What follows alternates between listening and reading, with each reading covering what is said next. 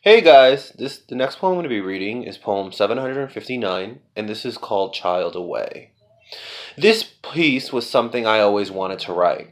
I kind of stayed away from it for a while because it's kind of political, but for me, it was important to show the devastation of separation of mother and child, and also the rise of coming from nothing to something, but remembering where you came from. I'm half Cuban and half Puerto Rican. However, I was born here in the United States. My grandma would constantly tell me things about Cuba, and that's what really inspired me to write this. Child Away.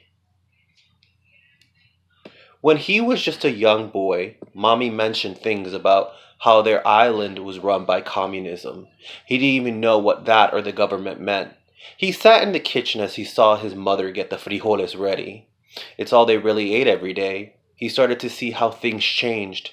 It was never really good to start with, especially because the family was already poor. There weren't many opportunities opening when the land was suffering from poverty. Daydreaming of going further was pointless when they were getting more poor. But the family strived, even if it was to make the most for bread. Things got even more serious when his papa tried to speak up.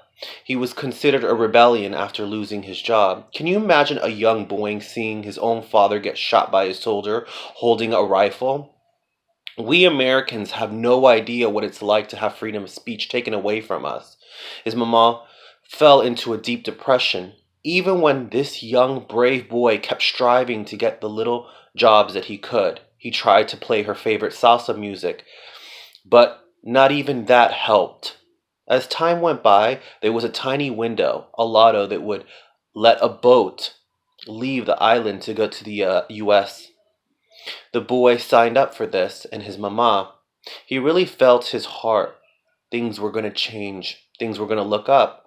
Unlucky for them, when the day came, they got split up. The boy was sent, and the mom was left. How horrible to be separated not only by your mother, but the only family still alive. Hearing her screams was horrible, not even knowing what they would do to her. He watched as the boat sailed away. He shut his eyes but continued to hear the echoes of her scream. Years have gone by. Things have changed. A handsome man is waiting in the airport, a man that fought so much to break so many barriers for Latinos here in the USA. He's sitting right by his wife and little boy.